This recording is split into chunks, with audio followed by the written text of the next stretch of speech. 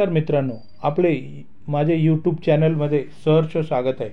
मित्रांनो, आपण जर बघितले सर्वोच्च न्यायालयाचे सरन्यायाधीश भूषण गवई यांच्या हस्ते आपण चित्रात पाहत असलेल्या बिल्डिंगचे जी अद्ययावत पर्यावरणपूरक असं भव्य इमारतचे उद्घाटन शनिवार दिनांक 27 सप्टेंबर 2025 रोजी सकाळी 10:30 वाजता होणार आहे.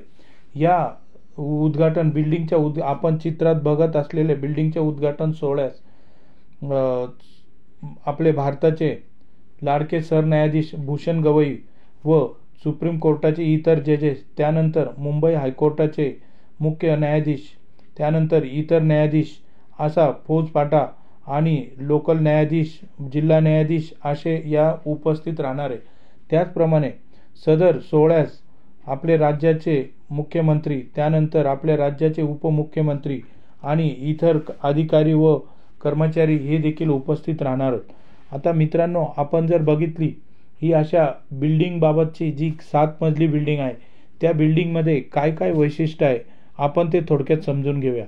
आता आपण जर बघत आहेत ही जी काही 7 मजली बिल्डिंग आहे, या 7 मजलीमध्ये एकूण 44 न्यायालयाचा कोर्टाचा समावेश असणार आहे.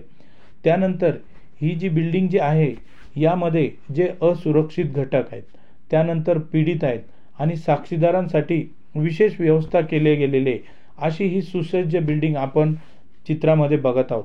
त्यानंतर दुसरेमध्ये आपण जर बघितलं जे महिला संदर्भातले खटले असतात, त्यानंतर ATHचे खटले, CBIचे खटले, त्यानंतर पोक्सो संदर्भातले या जे काही पोक्सो विशेष खटले आहेत यांना स्वतंत्र कोर्टाची व्यवस्था आपल्या या बिल्डिंगमध्ये केलेले. त्यानंतर इथे आपण एक जर बघितलं, इथे दिव्यांगांना जे हँडिकॅप असतात त्या हँडिकॅपना सरकते जिने म्हणजेच आपण त्यांना एस्केलेटर म्हणतो, त्या एस्केलेटरचा देखील या बिल्डिंगमध्ये समावेश केलेला आहे. नंतर ही बिल्डिंग आपण जी अद्ययावत आणि पर्यावरणपूरक आणि सुसज्ज अशी बिल्डिंग म्हणतो, या बिल्डिंगमध्ये मित्रांनो व्हिडिओ कॉन्फरन्स आणि कॉन्फरन्स रूमची व्यवस्था केलेली आहे. नंतर वकिलांसाठी प्रशस्त दालन, त्यानंतर आता एवढा मोठा परिसर आहे, यामध्ये 2 व्हीलर जे 1,500 आणि 4 व्हीलर कार ज्या आहेत त्यांची पार्किंगची व्यवस्था केली गेली.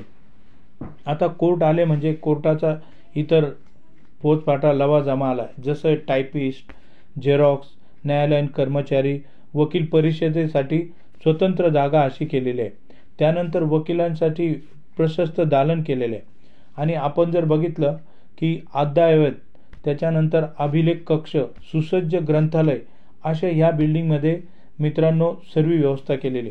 आपण जर ह्या बिल्डिंगचं जर आपण बघितलं, या बिल्डिंगच्या ग्राउंड फ्लोअरला एक असं सेपरेट वेटिंग हॉल, त्यानंतर आपण जर बघितलं एंट्रन्स, नंतर इथे दुसरी एक आता व्यवस्था केली गेली प्राथमिक उपचार केंद्र अशी ह्या बिल्डिंगमध्ये व्यवस्था केली गेलेली. त्यानंतर या बिल्डिंगमध्ये जर बघितली ही 7 मजली बिल्डिंगमध्ये स्तनदा मातांसाठी असा सेपरेट हिरकणी कक्ष, जेथे आपल्या माता ज्या स्तनदा माता आहे त्या लहान बालकांसाठी दूध पाजण्याची व्यवस्था केली गेलेली आहे. तिथे तो हिरकणी कक्षाची स्थापना केली गेली.